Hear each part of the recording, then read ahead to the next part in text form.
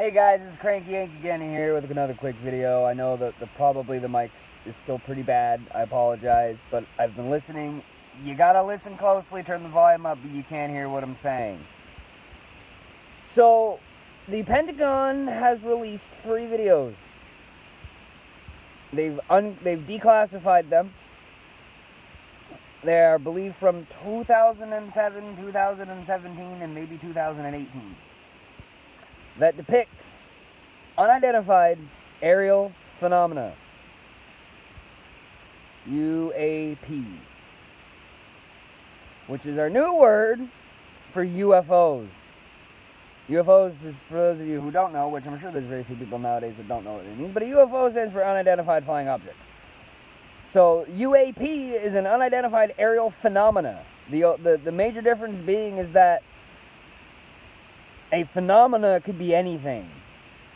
I mean, ball lightning is an identified aerial phenomena. It's a very rare form of lightning that if you see it, you probably think it's some kind of spirit or UFO or something supernatural or paranormal. In reality, it's completely 100% natural. And in nature. Nature's scary. Nature's weird. Nature does crazy things. There's so many weird shit that happens on this planet that we can't explain, and yet we think it's like aliens or demons or ghosts or something crazy. And really, it's just fucking nature. Because nature's crazy. Life finds a way, to quote one of my favorite movies, Jurassic Park. Where there's a will, there's a way. And nature comes up with more creative solutions to problems than the human mind could ever imagine. Which is why truth is always, always stranger than fiction, people. But Tom was right. Aliens exist. Well, not entirely. What this shows, and the funny thing about it is that very few people, I care, because I have been into UFOs and aliens and extraterrestrial stuff and space and astronomy since I was a young lad of 10 or so. So it's been at least 20 years, over 20 years I've been into this stuff. I don't have a degree, I'm not some kind of expert on anything, but I read a lot of articles and I've read a lot of books and watched documentaries, and not all of it's true. Most of it's probably a lot of conjecture, but it's interesting nonetheless. And I find it entertaining and interesting, whether it be real or not. But the government, the Department of Defense, has admitted that this is real. These videos are factual. They're not made up. They are actual videos from the Navy, from the government, from the military. They've confirmed that. They've confirmed that whatever you're seeing in the video is not something that's ours, and is not any technology that we have, or that they want to admit that we have. They are not saying it's extraterrestrials. They're saying that it's an unidentified aerial phenomena. It does not threaten. It said there's no investigations on any illegal violation of airspace. It's not a part of any subsequent investigations to that. So basically, they've closed the case on it. And my guess is they're probably just like, we don't know what it is. We know it's not dangerous. We know it's probably not an aircraft of some sort. For all we know, it could be some sort of lens, visual effect, phenomena, trick of the light. It could be anything. Could be some kind of weird cloud that we've never seen before, or who knows. But they're pretty confident that it's not dangerous. It doesn't threaten our safety as a nation in any way, shape, or form. It doesn't seem to pose a threat to the public. It doesn't pose a threat to any of the aerial aircraft flying around it.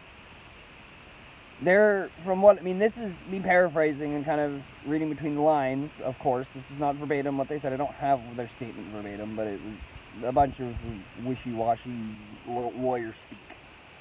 From what I can glean, it basically sounds like they're saying that we don't know what it is, we know it's not dangerous, we know it's not another country of some sort trying to attack us, it's just some weird shit we saw in the sky that we don't know what it is.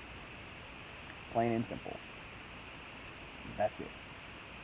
So basically, we went from none to this. I got a piece of fucking hair in my mustache. Keeps going in my mouth. There we go. That's why I kept licking my lips. Sorry, guys.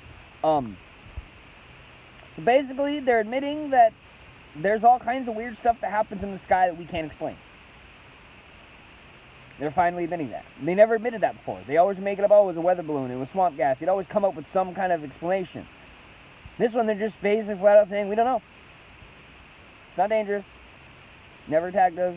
Doesn't seem to be a threat to anything. We just don't know what it is. It's just something up there that's just up there.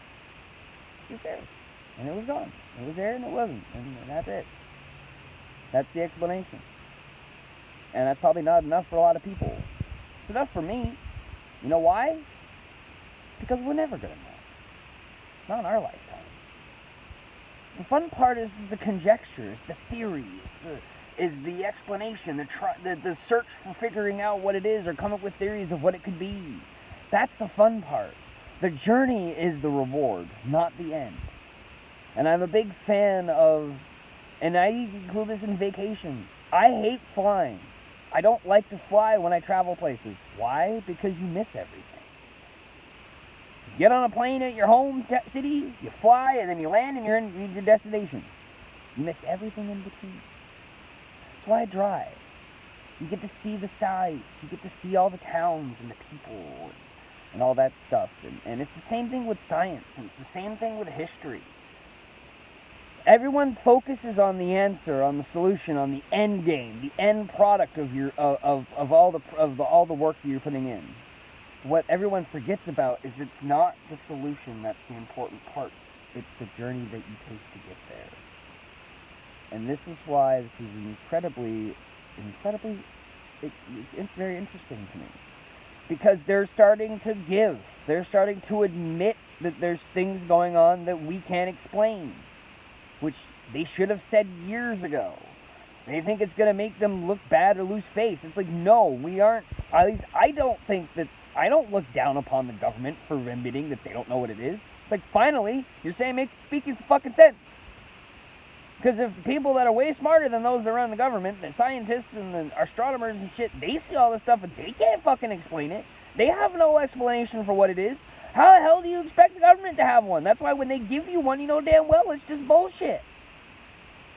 Because I guarantee you that all those great minds that have put their 2 cents in on this, they've said the same shit to the government. The government's got the same information we do. For the most part. I mean, they may have a little more that we don't know about. But I find it hard to believe that they would know a hell of a lot more than what the scientists do. Because what's the government going to do? They're going to do the same experiments that any other scientist would do. They're probably going to have those scientists do the experiments for them and pay them to do it. And then withhold all the information and data until they're sift through it and release of it what they wish, because that's what the government does. Right, wrong, or indifferent, that's how it is. But it's really encouraging, it's really exciting to me. I think it's really cool that they've finally released these and not released it with an explanation of what it is. Like they did with Roswell and many other accounts. Like the Tucson light, the Phoenix lights in Arizona, where they had all those lights in the sky like 10, 15 years ago, and then like the government released that, oh, well, it was flares from some blah, blah, blah, and there's no record of any kind of sorties or missions or anything flown at night. They don't generally do them at night at that area, and it just, the explanation just made no sense. It didn't hold water. So at least now, rather than making up some bullshit excuse like they usually, they're just saying, you know, we don't know. What we do know is that it's not dangerous, and we know that it's not a threat to our national security. Beyond that, we don't know what it is. And that's good, because they're being human. They're speaking sense. Sometimes it makes more sense to just flat out say, I don't know. I have no answer. Then you're better off, than making up some bullshit that you think sounds good. Because then you're a liar, and then no one's going to believe you. At least if you say, I don't know, they're like, well, you know what? We're human. We don't know everything. The government doesn't know everything. They need to stop pretending like they do. They don't. They don't have all the answers. I think there's a big reason why this is happening now during this virus is because the government finally went to admit to say, we don't know how to handle this. We don't know what to do. And I think they've made some very good decisions, and they've also made some very poor decisions in handling this. But you know what? They're human. We're all human. We're not going to be perfect. We're going to make mistakes. There are going to be mistakes made in handling this coronavirus. There are going to be mistakes made in everything. That's how we learn as humans. I'm a person where maybe I'm me, maybe it's just me. But I prefer to learn things the hard way. I'm like, let me make my mistake. Let me learn from it. Because if you prevent me from making that mistake and you do it for me, it's not going to stick in my mind. I'm not going to have that memory, that negative memory, to make sure that I don't do it again. Because that's how I am. I'm like, no, I want that negative memory. Give me that failure that I can have in my brain to be a constant reminder of not to do it again. And when I learn how to not make that mistake again, that failure, that memory of that failure that I have will reinforce my motivation to do it right the next time. And that's why I think that admitting you're wrong or admitting that you don't know is a very, very humble and a very courageous thing to do. It's also very brave to admit when you've been wrong and to admit that you don't know. Pride is a very, very good thing, but it can be a very hurtful, a very harmful thing as well. I get why pride is a sin in the Bible. I'm not a Christian, but I've read the Bible and I'm aware of the 7 deadly sins, and I believe pride is one of them. And I understand why the Christians view it as such. I personally believe that pride in moderation is a very beneficial trait to have as a human. Human pride has made us build amazing things and do amazing things, but it's also made us do horrible, horrible things. But that's the double-edged sword that is humanity. But that's it for me, guys. I got real deep on this one, but let me guys know what you think about the fact that the government is admitting that there's shit flying around the sky and they don't know what it is. They have no explanation. They finally say, we don't fucking know. I love it. Finally admitting that you don't know what's going on and starting to pretend like you do. I'm the Cranky Yankee. Make sure you wear your tinfoil hats, because it's going to be a crazy year and this shit's just going to get weirder. But you know what? Life's weird and I wouldn't have it any other way. I love y'all. May the gods bless you.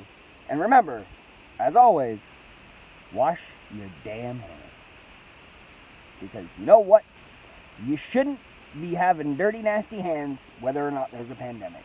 You nasty, stinky fuckers, go take a shower and wash your hands. I love y'all. Have a great day.